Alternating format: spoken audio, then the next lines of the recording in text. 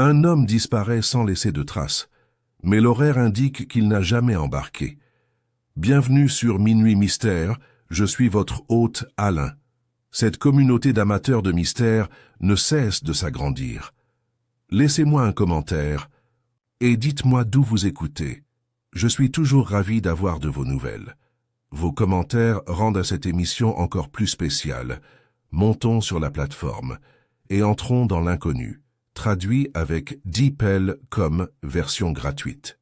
C'était par un après-midi frais de novembre, la brume planant sur Baker Street et le bruit des roues des voitures étouffé par l'air humide, que je rentrais à notre logement commun et trouvais Sherlock Holmes dans une de ses humeurs les plus abstraites. Il se tenait près de la fenêtre, une pipe à la main, regardant à travers la vitre maculée de suie, comme si la solution d'une grande énigme cosmique planait juste derrière la vitre. « Vous êtes en retard, Watson », remarqua-t-il sans se retourner. « J'imagine que votre déjeuner au Critérion a été prolongé de façon inattendue. » Je souris en retirant mes gants. « Remarquable comme toujours, Holmes. Oui, le colonel Farquhar a insisté pour décrire ses escapades de chasse avec des détails fastidieux. Un homme qui porte ses expériences comme des médailles sur son gilet. Elle murmura Holmes en se tournant enfin vers moi, et dont la claudication, je crois, est plus théâtrale que médicale. Avant que je puisse répondre, on frappa violemment à la porte.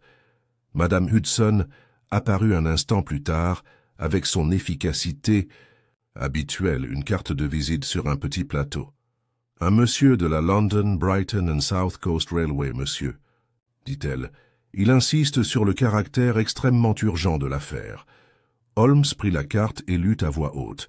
« Monsieur Edmund Fletcher, inspecteur spécial des passagers. » Ses yeux brillèrent. « Faites-le entrer, Madame Hudson. » Qu'instant plus tard, un homme d'âge moyen entra, vif et tendu, son uniforme impeccable, bien que ses yeux soient cernés par la fatigue. Il retira sa casquette et s'inclina vivement. « Monsieur Holmes, docteur Watson, veuillez excuser cette intrusion. Je viens au nom de la Compagnie des chemins de fer et de la police métropolitaine. Nous sommes confrontés à... Eh bien, je ne sais pas comment appeler cela. »« Commencez par le commencement, monsieur Fletcher, » dit Holmes en lui indiquant une chaise. « Nous aimons les énigmes non résolues. » Fletcher s'installa en expirant. « Il y a 3 jours, un certain monsieur Neville Penwood monta à bord du train de 17h14 reliant Tunbridge Wells à Londres. Son billet était composté et on le vit prendre place dans un wagon de 2e classe. Le train arriva à la gare d'Ashgrove, comme prévu, où il fit un bref arrêt. À l'arrivée à Charing Cross, 30 minutes plus tard, Penwood avait disparu. « Parti », ai-je répété. Fletcher hocha gravement la tête. Sa serviette est restée sur le siège. Un porteur s'est souvenu du nom qu'on avait appelé pendant l'escale Penwoods, mais personne ne l'a vu débarquer. Il n'est pas non plus arrivé à Londres. Il semble avoir disparu entre 2 gares. Holmes était maintenant pleinement attentif. Il se pencha en avant. « Je suppose que vous avez exclu la possibilité d'un acte criminel à bord, dans la mesure du possible. Le compartiment ne présentait aucun signe de lutte. Aucun passager à proximité n'a signalé d'anomalie. Les seuls objets notables étaient sa serviette et un journal, tous deux restés intacts. » Holmes croisa les doigts. « Et l'homme lui-même? Âge, profession, situation personnelle? » Monsieur Penwood est, ou était, avocat à Lincoln's. Infields, 40 ans. Célibataire. Aucun ennemi connu. Reconnu dans sa profession. D'après sa secrétaire, il se rendait à un rendez-vous tardif avec un client lorsqu'il a disparu. Et le client? Il ne s'est pas manifesté. Personne ne semble savoir avec certitude qui il avait l'intention de rencontrer ce soir-là. Holmes se leva et commença à faire les 100 pas. « Vous dites qu'on l'a appelé à Ashgrove. » »« Oui, le contrôleur a appelé les noms de quelques passagers qui devaient débarquer. Penwood était parmi eux. Mais le personnel de la gare signale que personne n'est descendu sous ce nom. Et ses affaires? Vous avez dit que seule la mallette et le journal avaient été retrouvés? »« Oui, monsieur. » Que contenait le journal? Un article du Times du matin de la disparition, relié à la section juridique. sans annotation. Je jetai un coup d'œil à Holmes. Il paraît invraisemblable qu'un homme puisse disparaître, en plein voyage, surtout lors d'une étape aussi banale qu'Ashgrove. Holmes sourit faiblement. C'est précisément ce qui rend tout cela si fascinant, Watson. Voyez-vous, les lieux ordinaires sont souvent choisis avec beaucoup de soin. Fletcher se déplaça mal à l'aise. Nous sommes soumis à une pression considérable pour résoudre cette affaire rapidement. L'absence de M. Penwood a provoqué une véritable panique dans les milieux juridiques et financiers. Apparemment, il devait représenter un trust étranger dans une négociation d'une ampleur considérable. « En effet, » murmura Holmes, « et tout retard pourrait profiter à des inconnus. » Il se dirigea vers le placard et prit son violon, pinçant distraitement une corde. « Dites-moi, monsieur Fletcher, la station Ashgrove était-elle entièrement occupée ce soir-là? Un équipage réduit. Seulement un porteur et le chef de gare. C'est un quai modeste avec un seul bec de gaz et un banc. »« Excellent, » dit Holmes.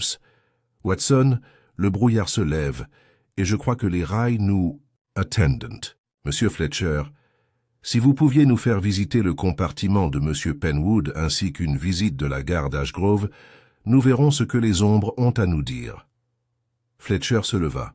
« Ce sera fait. Je te retrouve à Charing Cross. Demain à 10 heures précises. » Après son départ, Holmes s'est tourné vers moi, les yeux brillants. Un homme disparaît d'un train en marche. Les contraintes physiques sont évidentes, et pourtant il est introuvable. Ne trouvez-vous pas? Cela exaltant, Watson. Certainement, même si j'imagine que la famille du pauvre notaire est moins enthousiaste. En effet, dit Holmes, et il retourna à son violon, une mélodie lente et contemplative émergeant des cordes. Et ainsi notre voyage a commencé, non pas avec un cadavre, ni une confession, mais avec un wagon de 2e classe, une mallette sans surveillance, et une gare enveloppée de vapeur et de mystère. Le lendemain matin, le ciel était gris et humide, une fine bruine trempant les vitres de notre salon, tandis que Holmes et moi nous dirigions vers la gare de Charing Cross. Holmes, col relevé et chapeau baissé, marchait d'un pas rapide qui trahissait son impatience. C'était le genre d'affaire qui lui plaisait particulièrement. Déroutante, parfaitement menée, et révélant une ingéniosité dissimulée. Je l'avoue, dis-je alors que nous entrions dans la foule tourbillonnante du terminal, l'idée d'un homme disparaissant d'un train en marche me semble à la limite du fantastique. Au contraire, répondit Holmes, scrutant le flot de voyageurs de son regard perçant, l'illusionniste banal fait disparaître des gens de boîte, close depuis des années. Si le mobile est clair, la méthode est rarement hors de portée de l'invention humaine. À l'heure dite, nous avons trouvé M. Edmund Fletcher qui nous attendait près du quai 4. Son pardessus était humide aux épaules et il portait un portefeuille en cuir usé sous le bras.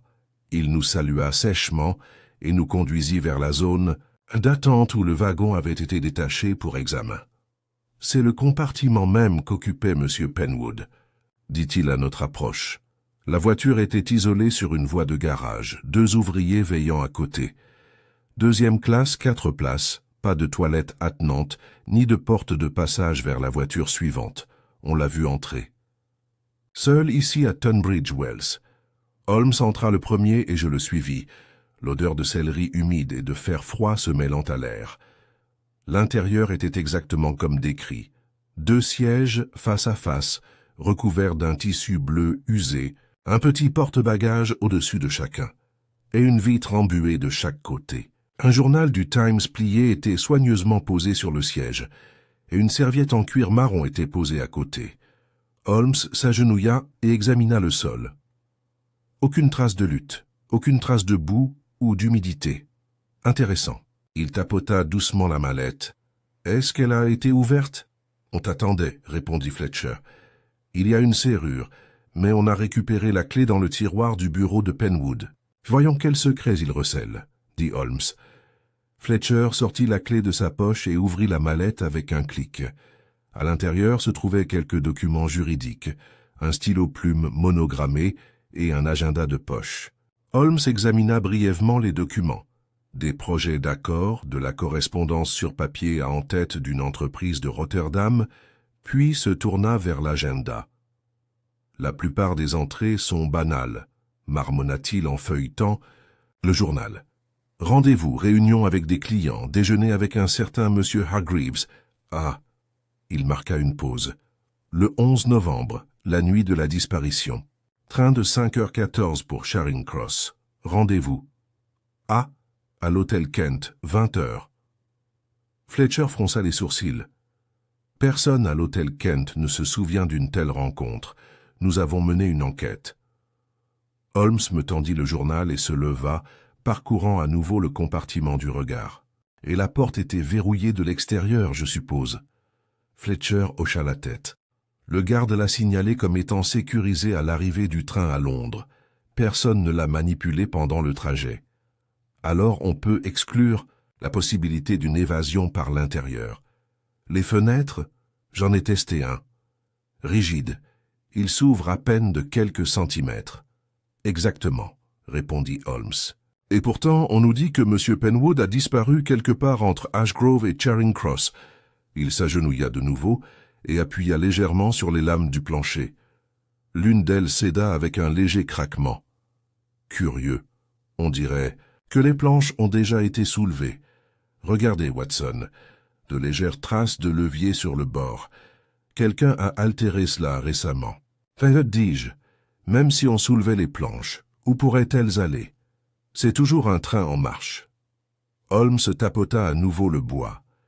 Peut-être pas pour fuir, mais pour cacher quelque chose, ou pour tromper. La voix de Fletcher était tendue.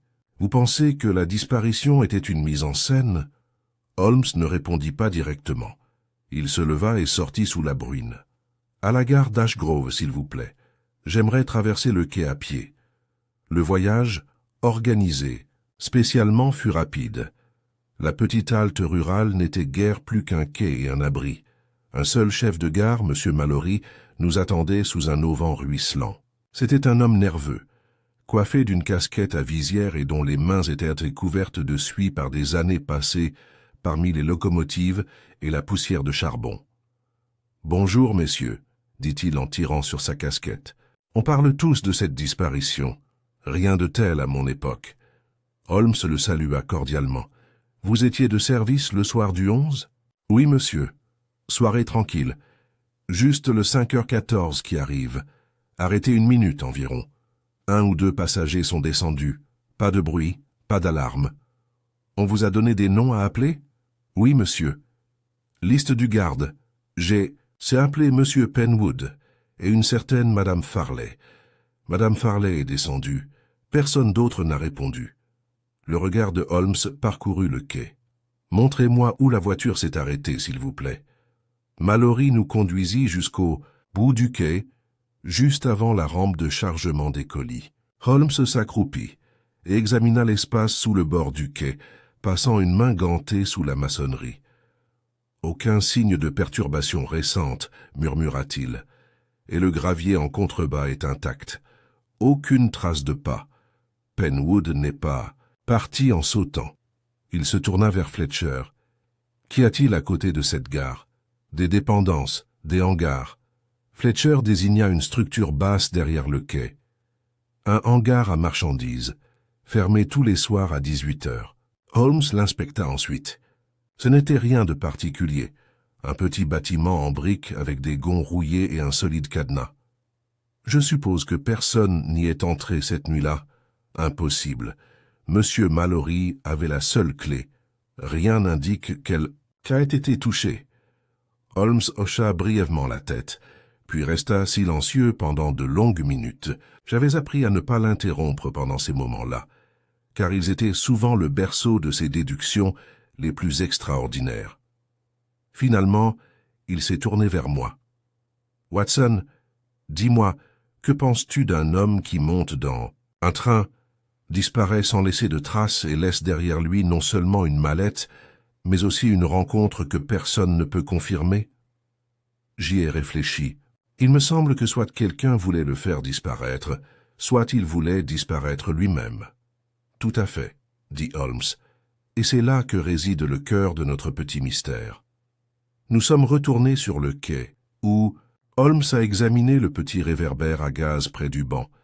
Il a sorti une loupe et en a inspecté le socle, puis s'est levé brusquement. « Il manque délibérément quelque chose, dit-il, et j'ai l'intention de découvrir quoi. »« Mais quoi, Holmes ?» Il me regarda avec cette lueur d'excitation familière dans les yeux. « La seule chose plus suspecte qu'une disparition soudaine, Watson, c'est l'absence de curiosité chez ceux qui en ont été témoins. Je suggère que nous retournions à Londres et que nous rendions visite au bureau de M. Penwood. »« Comme tu veux, » dis-je en lui emboîtant le pas. « Crois-tu que le mobile se trouve là ? » ?»« Si M. Penwood n'est pas mort, » a déclaré Holmes, « alors le mobile l'est certainement. » Il était 3h15 lorsque Holmes et moi arrivâmes à Lincoln's Inn Fields. Le brouillard s'était épaissi en une brume tenace qui brouillait les contours des bâtiments et faisait scintiller les réverbères tels des yeux fantomatiques. La place était silencieuse, à l'exception du fracas lointain d'un fiacre et du son lugubre d'une cloche d'église quelque part à l'est de Chancery Lane. Holmes nous ouvrit la marche d'un pas rapide à travers les grilles en fer forgé et monta les marches du numéro 18 où une modeste plaque de laiton indiquait « Neville Penwood, Solicitor ». Un jeune employé nerveux ouvrit la porte, ses lunettes tremblant légèrement sur le nez. Nous apprîmes bientôt qu'il s'appelait Ernest Dallow et qu'il travaillait sous les ordres de M. Penwood depuis 2 ans. « Nous n'avons eu aucune nouvelle de lui, monsieur, » dit-il à Holmes. « Pas un télégramme, pas une lettre. J'ai continué.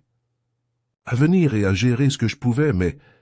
Eh bien, personne ne semble savoir ce qui s'est passé. On a entendu parler de quelque chose dans la presse, bien sûr.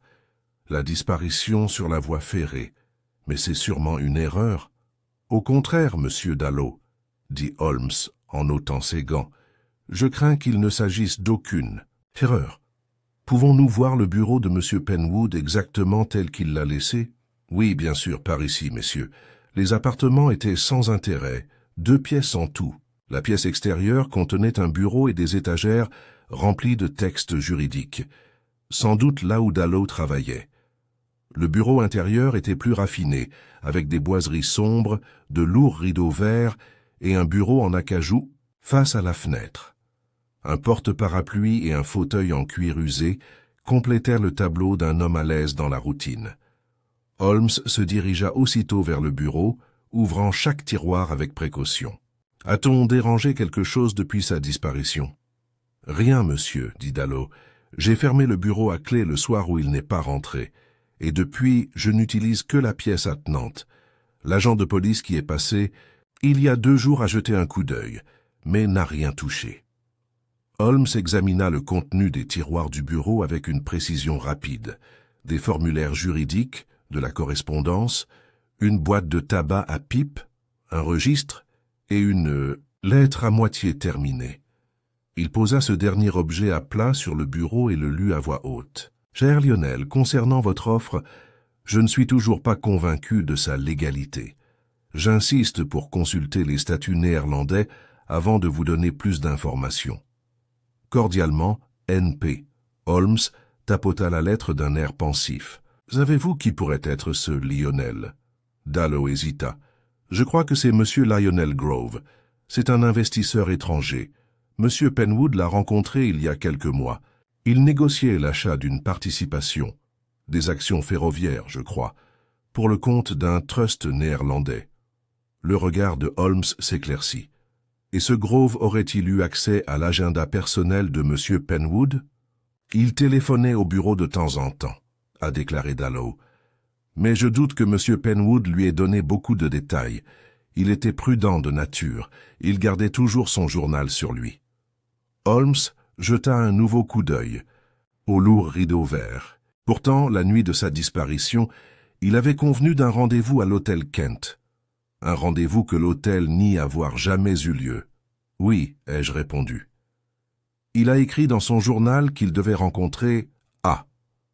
On ne sait toujours pas qui c'est. « Pas encore, » répondit Holmes, « mais voyons plus loin. » Il se dirigea vers l'étagère derrière le bureau et parcourut les dos. Au bout d'un moment, il tira un épais volume intitulé « Pratique de la chancellerie » et l'ouvrit. Un morceau de papier plié en tomba. Holmes le rattrapa adroitement et le déplia sur le bureau. C'était une lettre écrite d'une écriture délicate et féminine. « Mon très cher Neville, je vous en prie, ne le rencontrez pas. Je sais que vous croyez que c'est votre devoir, mais il y a des choses que vous ne comprenez pas encore. Croyez-moi, votre sécurité n'est pas garantie. Il n'est pas ce qu'il prétend être. Toujours à toi, UN. » Nous avons contemplé la lettre en silence. Holmes la plaça délicatement à côté du mot inachevé adressé à Lionel Grove. « Qui que soit A, dit-il enfin. Elle connaissait bien M. Penwood, peut-être même intimement, et elle redoutait cette rencontre. Cela, Watson, change. La donne. » Dallow se pencha en avant, le visage pâle. « Je n'en savais rien, il était toujours si réservé. Je ne l'ai jamais entendu parler d'une telle personne. » Holmes hocha la tête. « Je soupçonne qu'il n'a pas mentionné grand-chose. Monsieur Dallow, savez-vous si M. Penwood a reçu des visiteurs étrangers dans les semaines précédant sa disparition ?» Dallow réfléchit un instant. « Oui. Il y avait un homme avec un accent. Allemand, peut-être, grand, manteau gris, très guindé. Il est entré 2 fois et n'a parlé que brièvement à M. Penwood. Je n'ai pas été présenté. Est-ce qu'il a laissé un nom? Non, monsieur. Mais je crois qu'il a signé le registre des visiteurs les 2 fois. Laisse-moi voir. » Dallow prit un volume relié sur la table basse et le lui tendit. Holmes le feuilleta jusqu'à trouver les entrées correspondantes. 2 signatures, rapprochées, dataient de la semaine précédant la disparition de Penwood. La première indiquait Van Lierde. La seconde, 2 jours plus tard, F.D. Rikema. Des noms hollandais, dit Holmes doucement. On peut se demander si les affaires juridiques qu'il traitait étaient aussi simples qu'elles le paraissaient. Je me suis approché. Tu crois qu'ils sont liés à sa disparition? Holmes hocha brièvement la tête. La présence de 2 ressortissants néerlandais, une rencontre suspecte et une lettre d'avertissement d'une femme. Tout cela quelques jours après l'incident. Il serait imprudent de ne pas soupçonner un lien. Il referma le registre et regarda à nouveau autour de lui. Son regard s'arrêta sur le porte-parapluie. « Watson, te souviens-tu du temps qu'il faisait le soir de la disparition de Penwood ?» Je fronçai les sourcils. « Il avait légèrement plu en fin d'après-midi, je crois. Pourquoi ?» Holmes pointa du doigt. « Alors pourquoi n'y a-t-il pas de parapluie sur le support? Un homme aussi précis en aurait sûrement emporté un. Tu crois qu'il est parti précipitamment? Ou que quelqu'un d'autre l'a récupéré pour lui, peut-être pour donner l'impression qu'il était bien arrivé à destination. Quoi qu'il en soit, nous avons plus de questions que de réponses. » Il se tourna vers Dallow. « Vous m'avez été d'une grande aide. Si vous vous souvenez d'autre chose, notamment à propos de cette femme ou de M. Grove, prévenez-moi immédiatement. » Sur ce, nous quittâmes les chambres et retournâmes dans la rue. La brume épaisse comme de la fumée. Holmes hélait un taxi et me fit signe d'entrer. « Où allons-nous maintenant ?» demandai-je. « À l'hôtel Kent, Watson. Je souhaite savoir précisément qui se trouvait dans le hall ce soir-là et si une réunion a bien eu lieu. » Alors que les roues du taxi éclaboussaient les flaques d'eau, Holmes alluma sa pipe et regarda par la fenêtre. « Écoutez-moi bien, Watson, » dit-il doucement. « Cette affaire n'a rien à voir avec les trains ou les gares. C'est une question de confiance, de trahison, et d'un homme qui s'est évaporé non pas dans la nature, mais dans un mensonge soigneusement orchestré. L'hôtel Kent, situé juste à côté du Strand, discrètement niché entre un bureau, de tabac et une librairie, était le genre d'établissement souvent négligé par ceux qui ne le recherchaient pas délibérément. Ni opulent, ni douteux, c'était l'un de ces espaces londoniens liminaires, suffisamment respectables pour accueillir des hommes d'affaires étrangers, suffisamment discrets pour accueillir des événements délicats. Holmes et moi sommes arrivés en début de soirée, les lampes intérieures projetant une lueur tamisée dans l'entrée, tandis que le brouillard s'épaississait derrière nous. Le hall était meublé avec goût, avec des boiseries sombres, des fauteuils en velours et un bureau en chêne poli, tenu par un concierge chauve dont le monocle lui donnait l'apparence d'un hibou vigilant. Holmes s'approcha avec son assurance habituelle et sortit une carte de visite d'un geste théâtral. « Sherlock Holmes, je pense que vous pourriez nous aider dans le cadre d'une enquête de nature privée. » Le concierge ajusta son monocle et lut le nom à voix haute, les sourcils légèrement haussés. « Bien sûr, monsieur. Que peut vous apporter l'hôtel Kent? Nous enquêtons sur les déplacements d'un certain Neville Penwood, qui aurait donné rendez-vous à un invité ici il y a 3 nuits, le 11 de ce mois. L'affaire est confidentielle, mais cet homme a disparu depuis. Serait-il arrivé ici ce soir-là par hasard? » Le concierge sembla réfléchir attentivement, puis secoua la tête. « Je ne me souviens pas d'un monsieur Penwood, monsieur, et je suis fier de me souvenir des visages et des noms. Nous n'avons eu aucun client portant ce nom, et personne n'en a laissé à la réception. » Holmes ne se laissa pas décourager. « Auriez-vous une liste de tous les invités ou visiteurs ce soir-là? »« Oui, monsieur. Un registre des visiteurs est tenu, mais tous ne se rendent pas chez les clients. Certains se contentent d'attendre dans le salon ou de demander des informations sur les chambres. Puis-je examiner le journal du 11e? » Le concierge hésita. « C'est très inhabituel, mais c'est une affaire de la plus haute importance, » dit Holmes d'une voix douce. « Vous pouvez nous observer pendant que nous l'inspectons. » Visiblement réticent, l'homme tendit la main sous le bureau et en sortit un volume relié en cuir qu'il tourna jusqu'à la page désirée. Holmes le parcourut rapidement, son doigt parcourant les entrées. « Pas de Penwood. Mais regardez, Watson, A. Grove, client de la chambre 212, visiteur. F. D. Riquema, 19h45. » Il tapota les noms du bout des doigts.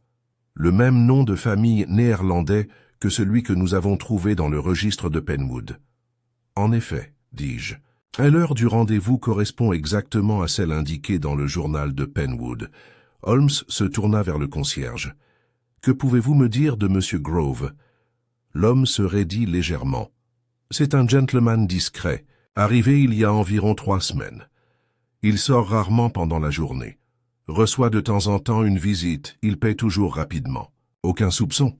Et ce monsieur Riquema ?» Le concierge fronça les sourcils. Un étranger, costaud, manteau et chapeau sombre, un accent prononcé. Il n'est venu qu'une fois, à ma connaissance, le 11. Il n'est pas resté plus d'une demi-heure. Les yeux de Holmes brillèrent. « Et vous êtes certain que M. Penwood n'est pas arrivé plus tard dans la soirée ?»« Tout à fait, monsieur. Aucun gentleman de ce nom n'a franchi le hall, et personne n'a demandé M. Grove après 20 heures. »« Merci. Pourrions-nous parler à M. Grove lui-même ?»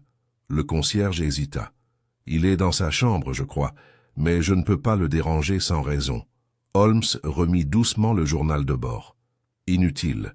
Nous lui parlerons en temps voulu. Pour l'instant, j'aimerais examiner votre salon, celui où les visiteurs peuvent attendre. Par ici, monsieur. » Il nous conduisit, passant devant 2 rideaux de velours, jusqu'à un étroit salon avec cheminée, 3 fauteuils et une table basse garnie de papier et d'une tasse de porcelaine. Holmes se déplaçait comme un chien de chasse, parcourant la pièce d'un œil perçant, inspectant la moquette, les chaises et la cheminée. Il s'arrêta près de la fenêtre qui donnait sur la ruelle derrière l'hôtel. « Ouvre ceci si tu veux bien, Watson. » Je m'exécutai. La fenêtre grinça sur ses gonds et se souleva à moitié. La ruelle en contrebas était sombre et humide, avec seulement un unique réverbère à gaz vacillant contre un mur de briques. Une petite porte de service se trouvait à l'arrière du bâtiment, fermée mais déverrouillée. « Une sortie arrière, » dit Holmes doucement. « Et pas de porteur en poste ici, je suppose. » Le concierge qui nous avait suivis hocha la tête. « Cette porte est réservée au personnel de cuisine.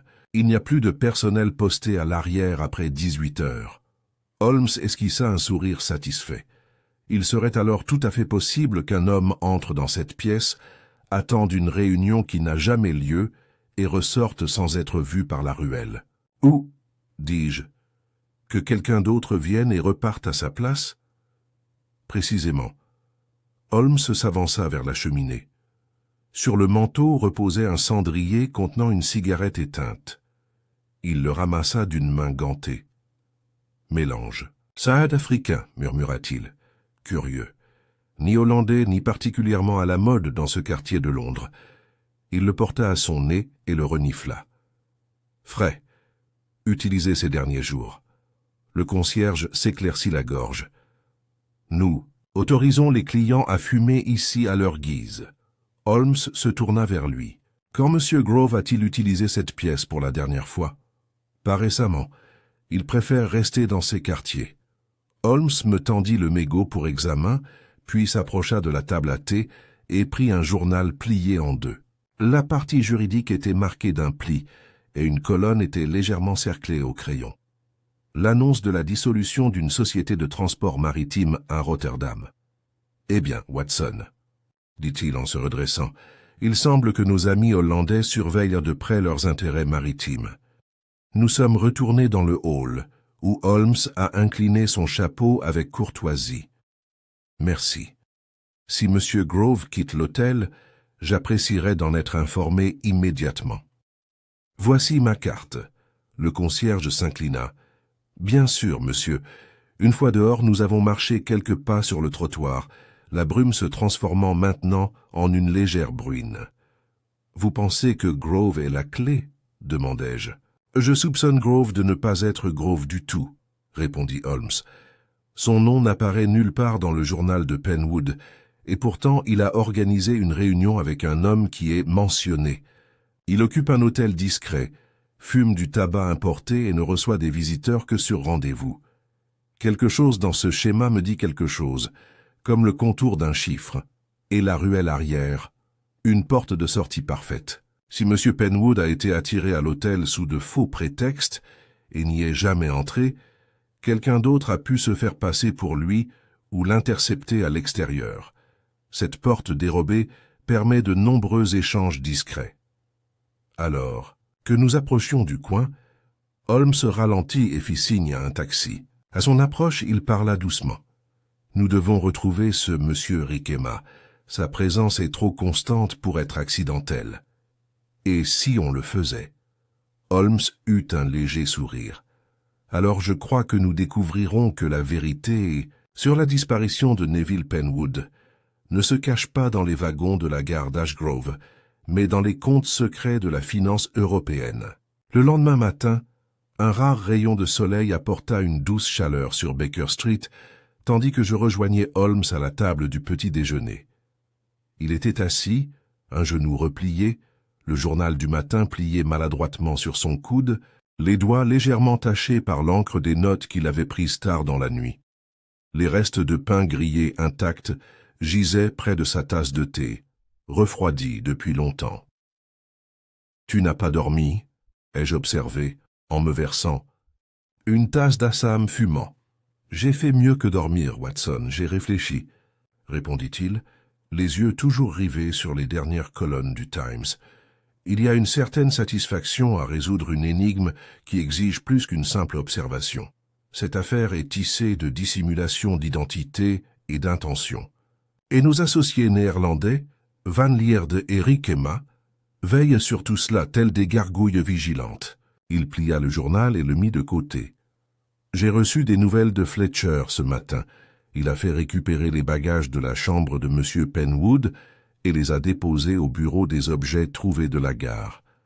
Bizarrement, personne n'a pensé à les examiner attentivement jusqu'à ce que j'insiste. « Croyez-vous qu'ils puissent contenir quelque chose d'important ?» demandai-je. La sacoche de M. Penwood était verrouillée et laissée sans être réclamée dans le compartiment. « Le supérieur du train » répondit Holmes. « Pourquoi un homme en route pour une réunion importante abandonnerait-il non seulement sa serviette, mais aussi son sac de voyage? Soit il avait l'intention de rentrer, soit il n'avait jamais l'intention d'arriver. À 10 heures, nous étions de retour à Charing Cross. Le commis aux objets trouvés, un homme nerveux aux cheveux clairsemés et aux manières méticuleuses, nous conduisit dans un bureau annexe où la sacoche en question était posée sur une table recouverte de tissu. C'était un fourre-tout en cuir cabossé, avec des fermetures en laiton usé et une curieuse tache sombre sur le dessous. « De l'encre séchée », remarqua Holmes en s'accroupissant à côté. « Pas du sang, heureusement. » L'employé lui tendit une petite clé sur une étiquette numérotée. Holmes ouvrit la sacoche avec précaution, soulevant le rabat et en sortant une liasse de vêtements, une boîte de savon à barbe et un parapluie roulé.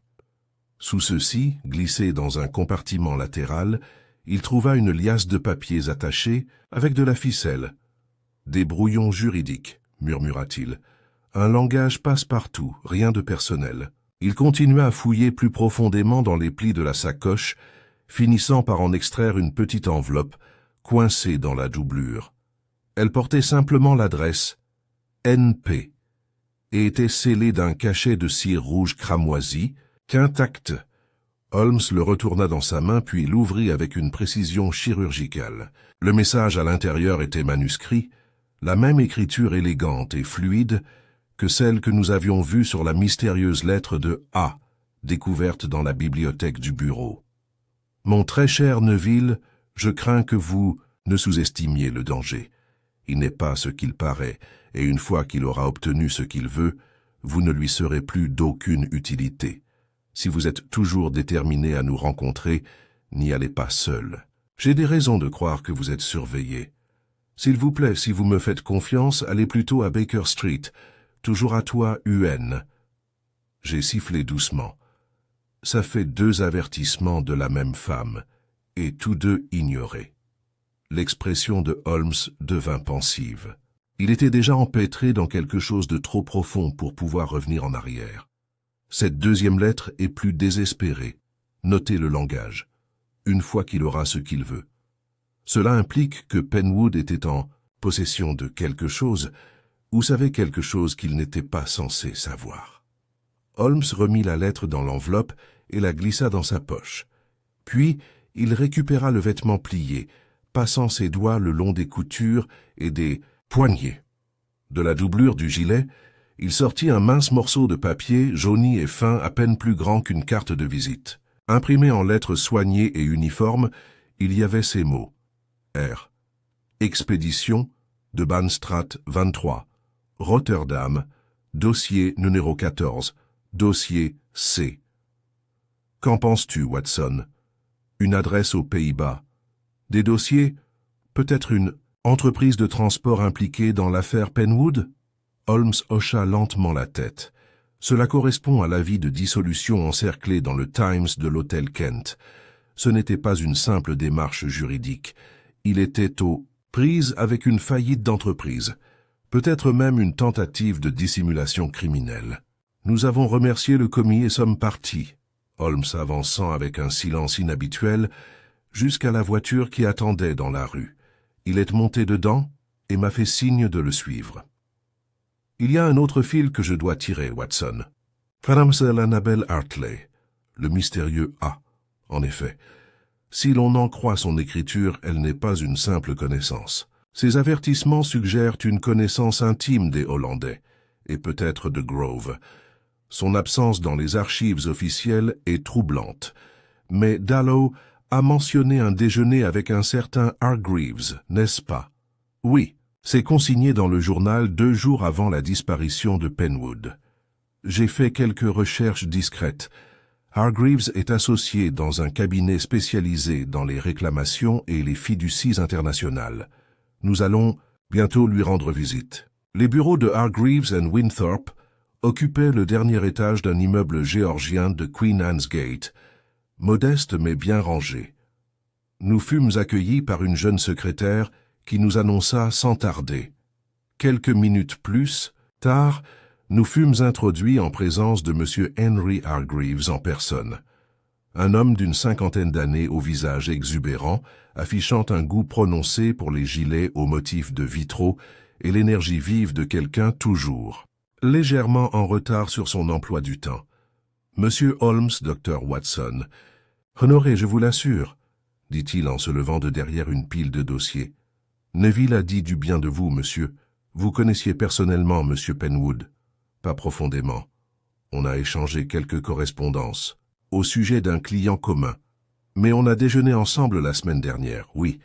Il semblait tendu, distrait. Il jetait des coups d'œil par-dessus son épaule, comme s'il attendait quelqu'un.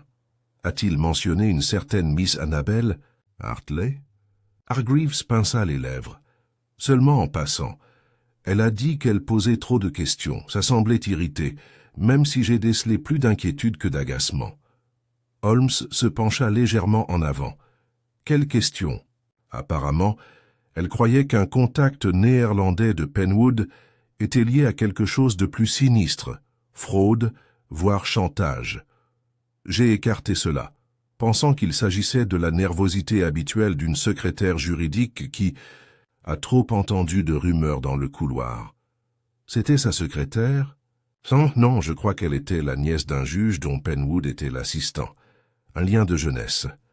Et où se trouve-t-elle actuellement? Je ne saurais le dire. Je crois qu'elle séjournait chez des proches à Richmond ou à Wimbledon. On m'a dit qu'elle voyageait souvent. Holmes se redressa. Merci. Une dernière question. Penwood a-t-il parlé de la réunion à l'hôtel Kent? À ces mots, Hargreaves hésita. Maintenant que vous le dites, il a dit qu'il ne faisait pas confiance à l'homme qu'il rencontrait. Il a dit qu'il apportait des documents et que l'affaire finirait par être conclue. A-t-il précisé le nom de l'homme? Seulement qu'il était hollandais, poli et souriant comme un banquier. Holmes hocha la tête d'un air sec. Ça ira. Merci pour votre temps. Alors que nous retournions dans la rue, Holmes redevint silencieux, le vent soulevant les bords de son manteau tandis que nous traversions vers Parliament Street. « Tu as déduit quelque chose ?» dis-je. « Plusieurs choses, » répondit-il. Annabel Hartley craignait que le contact de Penwood, peut-être Grove ou Rikema, ne le trahisse. Penwood prévoyait de livrer des documents, et quelqu'un en savait assez pour s'assurer qu'il n'arrive jamais à destination. Et où cela nous mène-t-il? Le visage de Holmes s'assombrit. Nous sommes donc à la recherche d'un homme qui n'a probablement jamais utilisé son vrai nom et dont les intérêts ne résident pas dans la loi, mais dans le silence. Le brouillard revint en force ce soir-là, s'enroulant le long de Baker Street comme une masse vivante, suffisamment épais pour étouffer le bruit des sabots des voitures et réduire les becs de gaz à de simples lueurs dans la pénombre. Je venais de poser ma plume après avoir noté les événements de la journée, lorsque j'entendis la sonnette du rez-de-chaussée sonner 2 fois, une sonnerie aiguë et pressante qui tira Holmes de son siège près de la cheminée. Sans un mot, il se leva et se dirigea vers la porte, tandis que des pas résonnaient dans l'escalier. Madame Hudson frappa doucement et passa la tête à l'intérieur, l'air inquiet. « Il y a une jeune femme, monsieur Holmes. Elle dit qu'elle ne veut parler à personne d'autre qu'à vous. Elle est trempée jusqu'aux os, pâle comme un fantôme. »« Envoyez-la immédiatement, » répondit Holmes. Un instant plus tard, une silhouette entra, vêtue d'un manteau mouillé par la pluie, le visage caché par un chapeau à large bord qui dégoulinait régulièrement sur le tapis. Elle le retira lentement, révélant une jeune femme d'une étonnante sérénité. Ses cheveux noirs étaient fermement attachés, son regard intelligent mais embrumé par l'inquiétude. « Mademoiselle Annabel Hartley, je suppose, » dit Holmes. Elle hocha légèrement la tête. « Comment as-tu... » L'écriture, le parfum sur le papier, le contexte. « Veuillez vous asseoir, mademoiselle Hartley. Votre lettre a été reçue, mais trop tard, je le crains, pour empêcher la disparition de Monsieur Penwood. » Elle s'assit dans le fauteuil le plus proche du feu et tendit ses mains tremblantes vers la chaleur. « Je ne savais plus où aller, » dit-elle. « Quand un ami m'a dit que tu t'intéressais au cas de Neville, j'ai espéré que tu pourrais encore m'aider. »« Vous avez bien fait de venir, » répondit Holmes, « mais nous aurons besoin de votre entière coopération. Chaque détail compte, recommencer depuis le début. » Elle hocha lentement la tête, sa voix basse mais claire. « J'ai rencontré Neville par l'intermédiaire de mon oncle, le juge Weston. C'était il y a 5 ans. Nous avons correspondu occasionnellement par la suite, puis plus fréquemment l'été. Dernier. Il me demandait mon avis sur certaines questions, l'éthique, les structures fiduciaires, les obligations juridiques privées. Je crois qu'il était tiraillé. À propos de quoi, précisément? Demanda Holmes. Il a été contacté par 2 hommes, des étrangers, pour représenter un consortium maritime qui tentait de se dissoudre discrètement. Mais Neville soupçonnait que ce n'était pas qu'une simple question de paperasse. Les chiffres ne collaient pas. Il y avait des sociétés écrans impliquées, une à Amsterdam, une à Jersey et une autre qu'il croyait entièrement fictive. Il craignait d'être utilisé pour blanchir des fonds ou dissimuler des actifs frauduleux. Holmes joignit les doigts. Et vous a-t-il dit qui était derrière? Tout ça? Un homme, principalement. Il se faisait appeler Frédéric de Riquema. Il prétendait travailler pour une société de Rotterdam. Mais Neville a dit que ses qualifications ne tenaient pas la route. Trop poli, trop soucieux d'éviter les regards indiscrets. L'autre nom qui est revenu était Grove. Mais Neville pensait que Grove était un pseudonyme. En effet, dit Holmes en me jetant un coup d'œil. Nous soupçonnons la même chose. Mademoiselle Hartley prit une grande inspiration. Quand j'ai prévenu Neville, je n'étais pas seulement prudente. Il y a 2 semaines, j'ai suivi M. Riquema depuis le bureau de Neville. Je sais que je n'aurais pas dû, mais quelque chose dans son attitude, si froide, si rodée, m'a alarmé. Il n'est allé ni au commissariat ni dans un bureau sérieux. Il a rencontré un autre homme dans une ruelle près de Carey Street. Ils ont échangé quelque chose, des papiers, je crois, puis se sont séparés. « Vous avez été témoin direct de cela ?» demanda Holmes. Elle hocha la tête. « De l'autre côté de la rue. Je les ai bien vus. Le deuxième homme était grand, blond, et portait un pardessus gris à col de fourrure. Il n'avait pas l'air hollandais, plutôt anglais, avec une posture militaire. Fascinant, murmura Holmes. J'ai confronté Neville le lendemain. Je lui ai raconté ce que j'avais vu. Il a d'abord rejeté l'idée, mais j'ai vu le doute s'installer. C'est alors que je lui ai écrit ma 2e lettre. Je l'ai supplié de ne pas aller à l'hôtel Kent, et pourtant il l'a fait. Je sais. Je l'observais ce soir-là, de l'autre côté de la rue. Il n'est jamais entré. Je l'ai vu s'approcher de la ruelle à côté de l'hôtel, puis plus rien. Il a disparu. Holmes se leva et se dirigea vers la fenêtre. Dehors, le brouillard appuyait sur la vitre comme un voile. « Mademoiselle Hartley, » dit-il sans se retourner, « pourquoi n'êtes-vous pas venue plus tôt ?» Elle hésita. « J'avais peur, ça paraît lâche, je sais, mais je croyais être suivi. » Un homme au chapeau melon sombre surveillait ma pension. Puis un mot glissait sous ma porte. Le silence est plus sûr. Je suis parti immédiatement et j'ai séjourné chez des amis à Hampstead pendant plusieurs jours, mais j'ai appris que quelqu'un s'était introduit dans le bureau de Neville par une fenêtre à l'arrière. Ils n'ont rien volé, ils ont juste fouillé ses dossiers. C'est là que j'ai su que quelqu'un cherchait encore quelque chose. Et c'est là que je suis venu vous voir. Holmes se retourna, l'air indéchiffrable. Vous avez bien fait, mademoiselle Hartley. Très bien. Il se dirigea vers son bureau et en sortit une carte ferroviaire pliée et un bloc-notes. J'ai tout de suite compris ce qu'il pensait.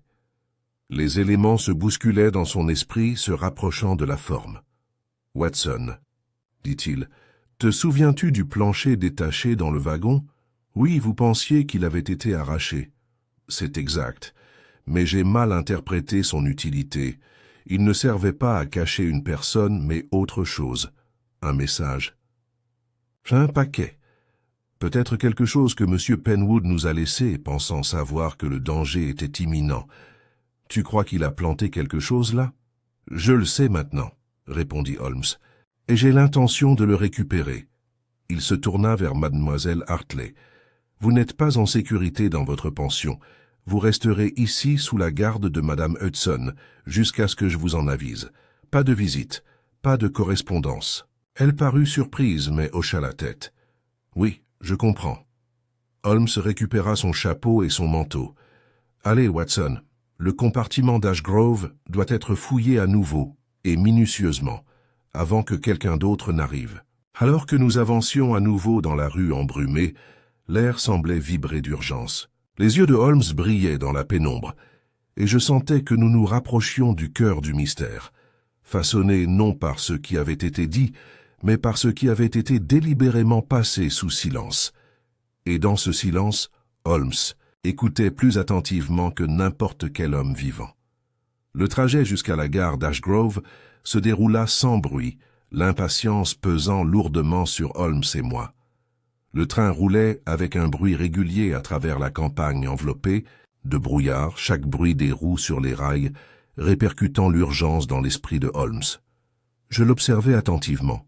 Son expression était indéchiffrable, mais le léger serrement de sa mâchoire trahissait l'intensité avec laquelle il se concentrait sur le mystère qui se profilait. À notre arrivée, la gare était comme avant, calme, presque déserte, à l'exception du chef de gare et d'un porteur solitaire. L'air frais de novembre portait une légère odeur de fumée de charbon et de terre humide. Holmes ne perdit pas de temps et se dirigea d'un pas décidé vers le compartiment qui avait été bouclé pour notre inspection. Je le suivis de près, scrutant chaque détail de la sellerie bleue délavée, des ferrures en laiton poli ternies par le temps et de la faible odeur de vieux cuir. Holmes s'agenouilla près du plancher, traçant du doigt les bords du panneau qui avait auparavant cédé à son contact. « Watson, murmura-t-il, observe les clous ici. Ils sont légèrement rouillés, mais le bois est usé et lissé autour de cette planche. Celui qui l'a soulevé l'a fait avec précaution, en veillant à ne pas provoquer d'éclat. Je m'agenouillais pour inspecter le tableau, notant les subtiles variations d'usure signalées par Holmes. En effet, il semblait que le tableau avait été retiré et remplacé plusieurs fois, un fait ignoré lors des enquêtes précédentes. Holmes sortit une fine lame de la poche de son manteau et commença à la caler soigneusement, sous le bord de la planche. Le métal glissa silencieusement jusqu'à ce que la planche se soulève, révélant un léger renfoncement en dessous. « Ici réside le secret, » dit-il doucement. Dans la cavité se trouvait une petite boîte en bois finement sculptée, pas plus grande qu'une boîte à tabac. Holmes la souleva avec précaution, remarquant le léger poids à l'intérieur. Il ouvrit la boîte, révélant un parchemin étroitement enroulé, maintenu par un ruban cramoisi. Le dépliant d'une main délicate, il découvrit une feuille couverte d'une écriture minutieuse en anglais et en néerlandais. Au sommet se trouvait un sceau, emblème d'une compagnie maritime connue pour être impliquée dans de nombreuses affaires complexes. Ceci, a déclaré Holmes, semble être un mémorandum de certains avoirs et actifs, détaillant des transferts qui impliqueraient sans aucun doute plusieurs parties dans des transactions financières douteuses. J'examinais le document de plus près. L'encre était fraîche, l'écriture méticuleuse. On aurait dit un registre de transactions dissimulé dans un jargon juridique, conçu pour dérouter tous les lecteurs, sauf les plus attentifs. Holmes jeta un coup d'œil vers la fenêtre, les yeux plissés. M. Penwood a dû cacher cela ici délibérément, sachant que ceux qui cherchaient à le faire taire passeraient inaperçus.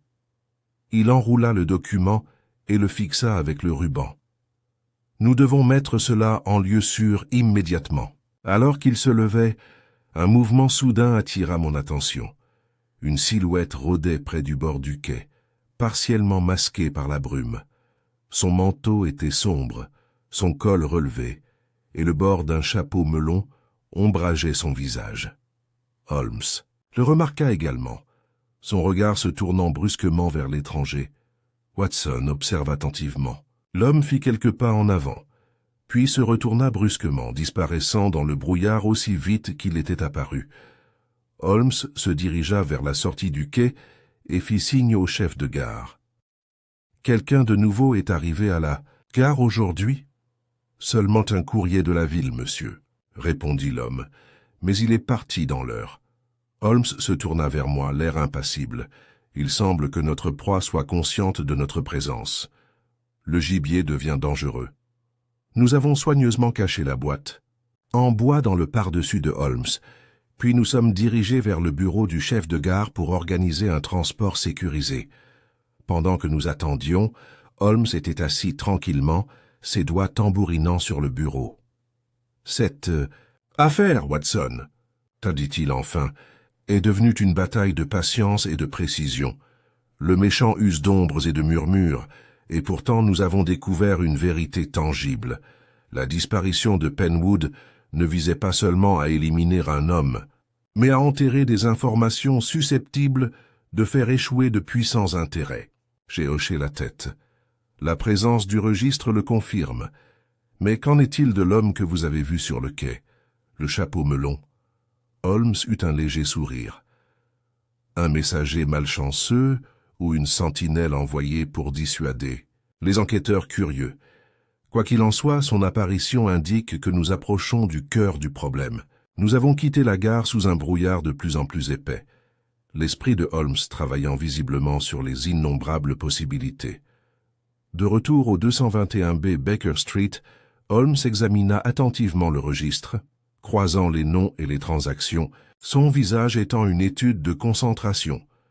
Les heures passèrent, tandis que je documentais nos découvertes, jusqu'à ce que finalement Holmes pose les papiers avec un soupir. « Watson, notre affaire repose désormais sur une question cruciale. Qui a intérêt au silence de Penwood et qui bénéficie du voile jeté sur la station Ashgrove ?» Il alluma sa pipe pensivement. « Demain, nous partirons à la recherche de l'insaisissable monsieur Riquema.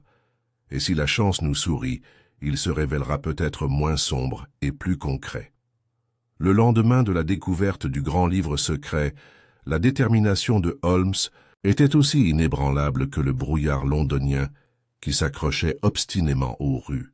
Il s'était préparé méticuleusement toute la nuit, consultant divers annuaires et contactant des contacts au ministère des Affaires étrangères qui, bien que réticents, reconnaissaient la réputation douteuse de certains expatriés néerlandais impliqués dans la finance et le commerce. En début d'après-midi, nous nous sommes dirigés vers une modeste pension située dans une rue étroite près de Fleet Street. Holmes avait obtenu l'adresse auprès d'un informateur fiable et l'occupant semblait être Frédéric de Riquema, ou quelqu'un se faisant passer pour lui. Alors que nous approchions du bâtiment, une modeste façade en briques à la peinture écaillée et au volet clos, Holmes leva les yeux et remarqua une légère volute de fumée s'échappant d'une cheminée, ainsi que le faible bruit de voix étouffées à l'intérieur. La rue était inhabituellement calme, à l'exception du fracas lointain d'une charrette tirée par un cheval et des appels occasionnels d'un marchand ambulant. Holmes fit signe de se taire et remonta le col de son manteau. « Nous devons être prudents, Watson.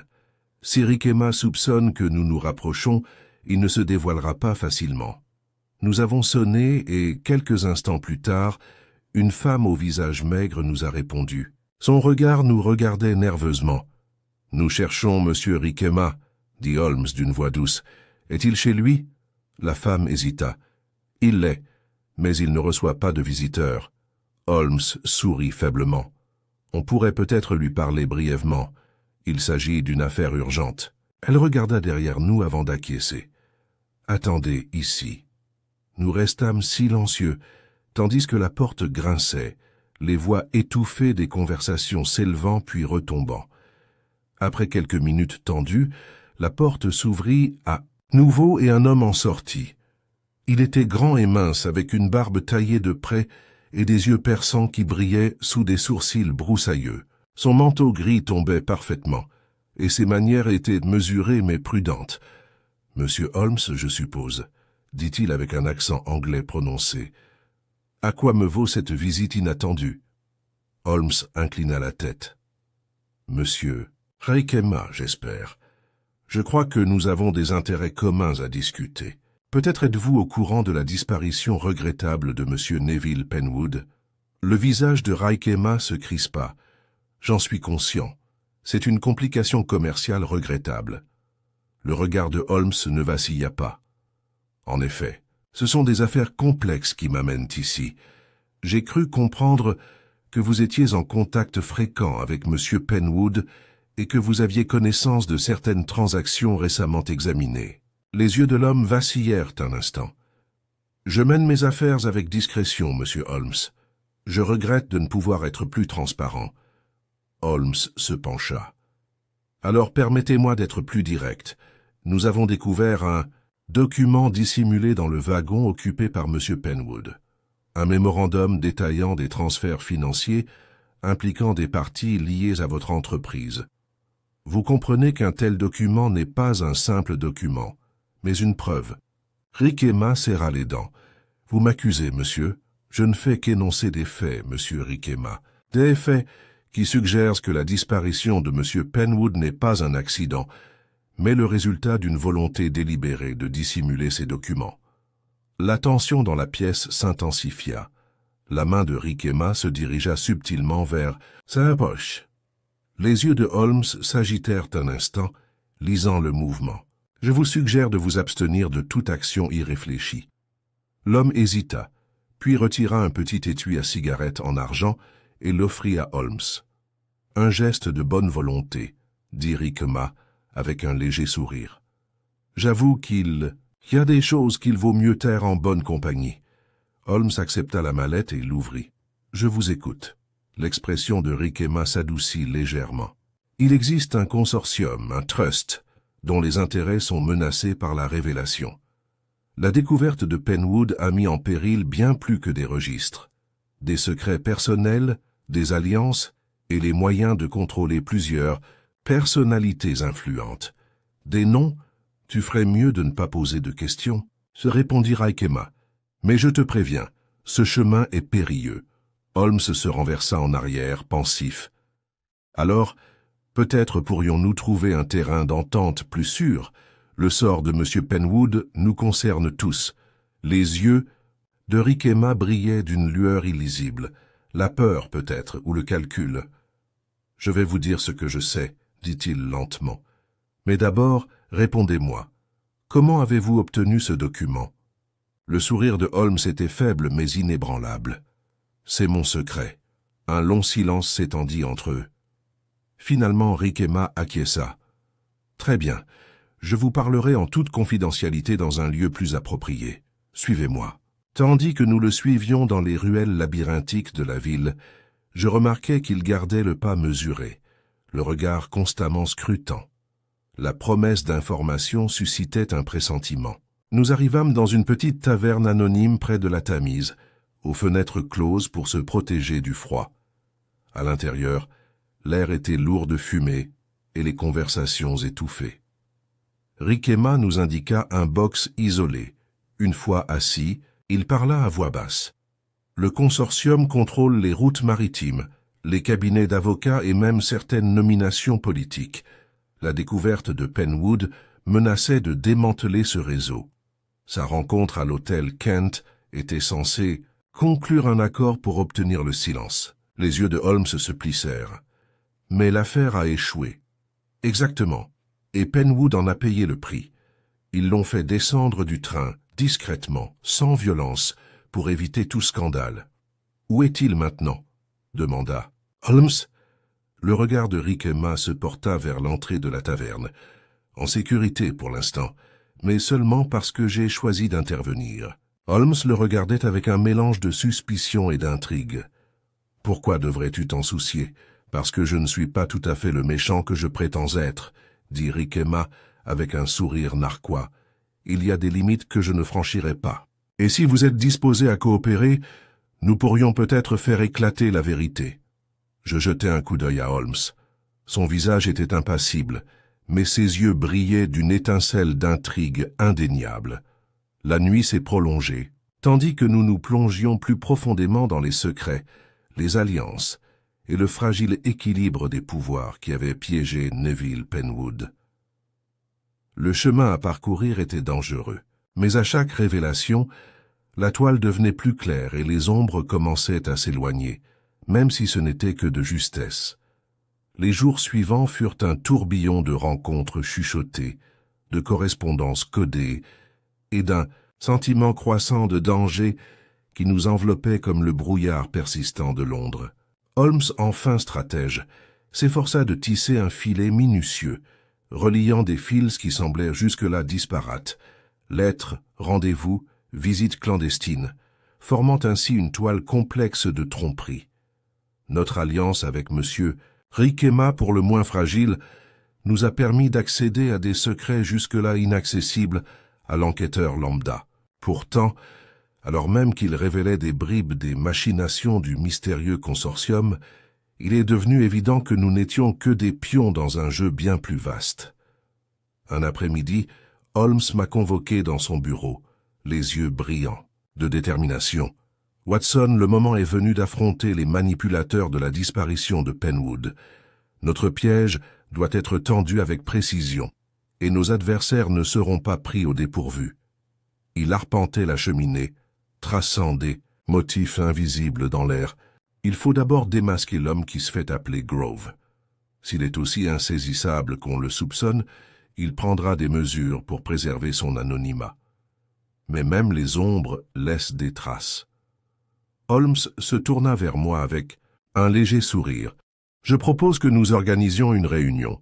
Une occasion pour Grove de croire que le registre et ses secrets sont perdus. Une fausse reddition, si vous voulez. Et nous attendrons en coulisses pour observer sa réaction. » Nous avons rapidement mis le plan à exécution. Holmes a fait appel à un agent de confiance et Riquema a fourni des renseignements sur les habitudes et les allées et venues probables de Grove. Mademoiselle Hartley est également devenue une alliée cruciale, sa connaissance du cercle de Penwood étant indispensable pour anticiper les manœuvres des conspirateurs. 2 nuits plus tard, dans une discrète taverne londonienne, Holmes et moi attendions à l'ombre. L'air était lourd de fumée et d'impatience. La porte s'ouvrit brusquement et une grande silhouette entra, un homme à la démarche posée et aux traits anguleux que nous soupçonnions depuis longtemps d'être Grove.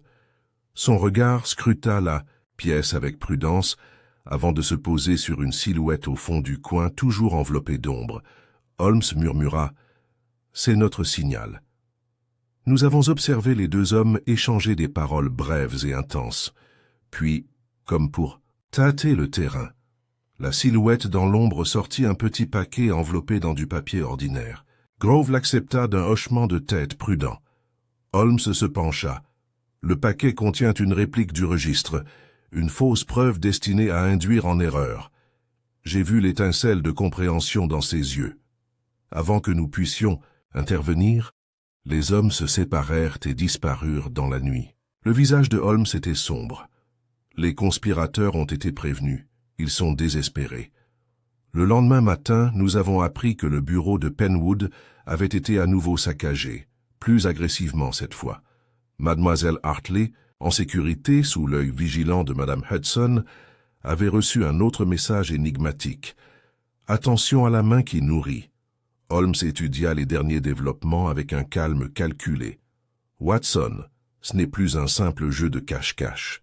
Nous sommes confrontés à des adversaires prêts à sacrifier quiconque se dresse sur leur chemin. » Il marqua une pause, puis poursuivit. « Notre dernière étape est d'affronter Grove directement, de démasquer l'homme derrière le masque.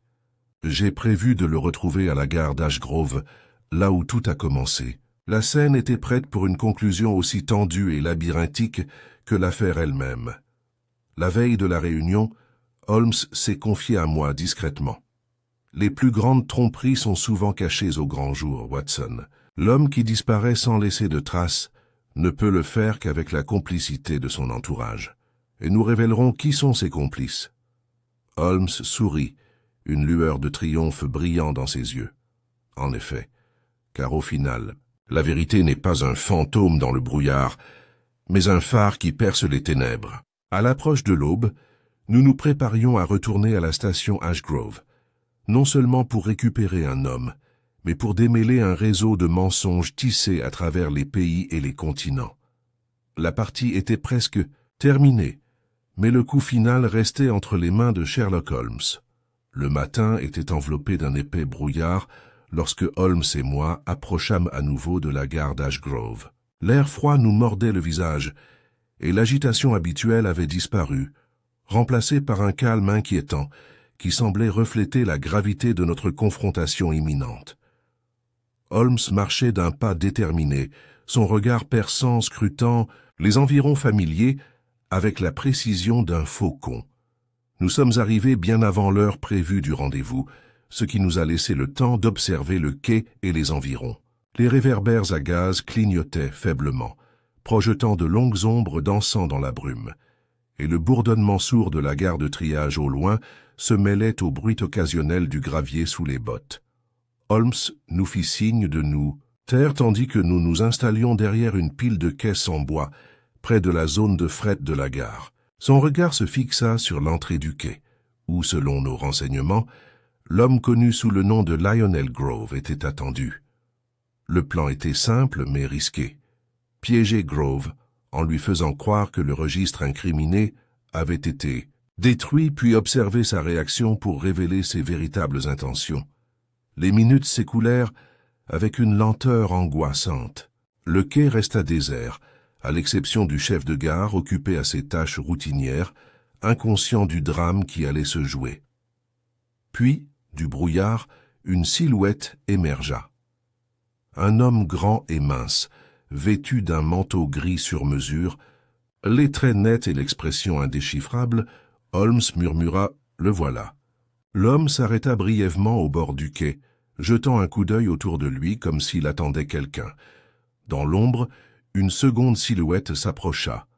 Un homme mince, vêtu d'un pardessus sombre, le visage dissimulé par un chapeau à large bord. La voix de Holmes était à peine audible. Le coursier, notre invité inattendu. Les deux hommes échangèrent des paroles laconiques, d'une voix chuchotée mais teintée d'urgence. Le coursier lui tendit un petit paquet, que Grove accepta d'un hochement de tête mesuré. Puis, comme satisfait, il se retourna et se dirigea vers la sortie arrière de la gare. Holmes leva un doigt, me faisant signe de le suivre.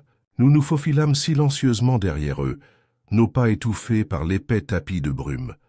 Au bord du quai, le chemin se rétrécit, débouchant sur une ruelle bordée de hauts murs de briques et d'un amas de caisses et de tonneaux abandonnés. Soudain, une silhouette surgit de l'ombre, coupant le chemin de Grove. C'était Riquema, son visage exprimait le désespoir et la détermination.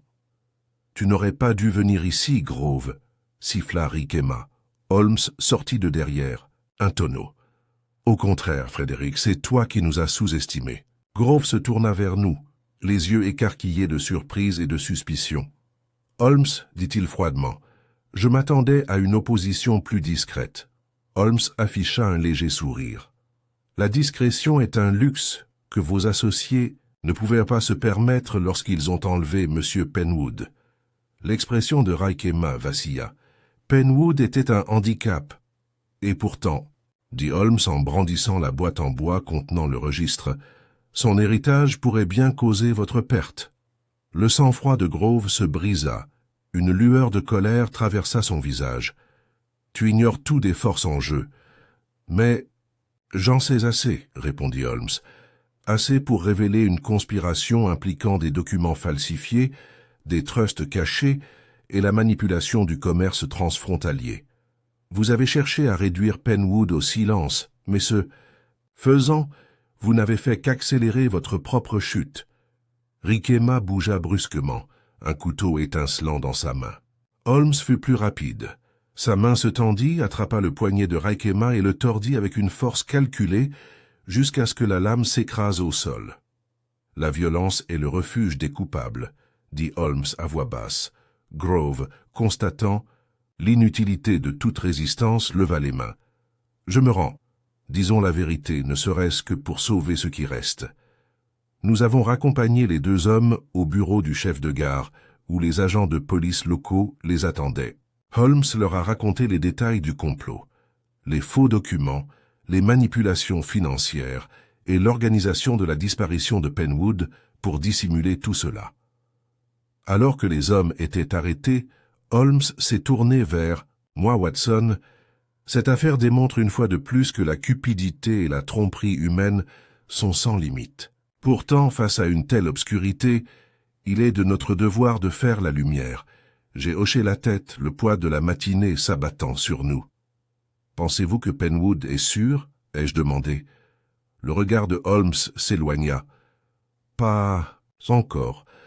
Mais son sacrifice n'a pas été vain. Avec l'arrestation de ces hommes, la vérité éclatera. » Alors que nous nous apprêtions à quitter la station Ashgrove, le brouillard commença à se lever, révélant un soleil pâle perçant, le voile gris. L'affaire qui avait commencé par une disparition s'était conclue par une révélation. La justice et la satisfaction tranquille d'une énigme résolue. De retour dans le cadre familier du 221B Baker Street, Le poids des récents événements pesait sur nous comme le crépuscule qui tombait à la fenêtre. Holmes était tranquillement assis dans son fauteuil préféré, les notes subtiles de son violon emplissant la pièce, tandis qu'il jouait un air mélancolique, ses doigts dansant avec expertise sur les cordes. En chroniqueur invétéré, je me suis retrouvé perdu dans la contemplation de l'affaire qui venait de se conclure. La vérité, Holmes, commençai-je doucement, bien qu'insaisissable au début, a émergé dans toute sa complexité. Pourtant, je ne peux m'empêcher de me demander ce qu'il est advenu de Neville Penwood après sa disparition. Vous avez mentionné plus tôt que son sort était encore incertain. Holmes posa le violon, les yeux rivés sur les miens avec une lueur pensive.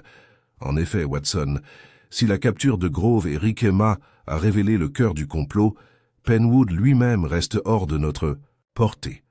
Les derniers renseignements suggèrent qu'il est détenu par un associé qui cherche à le protéger jusqu'à ce que le scandale s'apaise.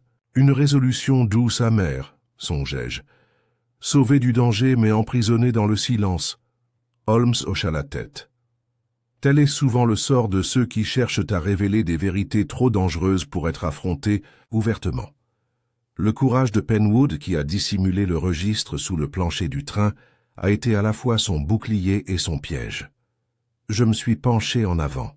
Tout au long de l'enquête, j'ai été frappé par l'interaction subtile des motivations humaines. La cupidité, la peur, la loyauté et l'espoir désespéré de rédemption. Il semble que, quelle que soit l'époque, le cœur humain reste inchangé. Holmes eut un léger sourire. Vous évoquez une vérité à laquelle j'ai souvent réfléchi, mon cher Watson. Nos plus grands mystères ne sont pas seulement ceux du crime ou de la tromperie, mais ceux du caractère. C'est la fragilité et la force de l'esprit humain qui façonnent les énigmes les plus complexes. Il se leva et se dirigea vers la fenêtre, contemplant la lumière déclinante. J'écrirai aux autorités pour assurer la sécurité de Penwood et suivre les poursuites contre les conspirateurs. La bataille juridique qui s'ensuivra pourrait être aussi complexe que l'énigme que nous avons résolue. J'ai souri chaleureusement. Et vous, Holmes? Allez-vous vous reposer maintenant que cette affaire est résolue? Il se retourna, une lueur familière d'énergie agitée, illuminant ses yeux. Le repos, Watson, est un luxe pour les complaisants. La partie n'est jamais vraiment terminée. Il y a toujours de nouvelles ombres à percer, de nouvelles énigmes à démêler. Alors que les lampadaires à gaz à l'extérieur projetaient leur lueur dorée sur la rue, j'éprouvais une profonde admiration pour l'homme qui pouvait voir à travers les mystères les plus sombres, avec tant de clarté et de grâce. L'affaire de la disparition de la gare d'Ashgrove avait mis à l'épreuve notre intelligence et notre détermination, mais c'était dans les moments de calme que j'appréciais le plus. Les victoires de la logique, les triomphes de la justice et le lien indestructible de l'amitié. Holmes retourna à son violon, les notes se tissant à travers la pièce, comme les fils d'une histoire qui venait d'être racontée, mais toujours vivante. Et ainsi, avec le mystère dévoilé et la ville s'installant dans la nuit, nous nous sommes préparés à tout nouveau défi qui pourrait frapper à notre porte.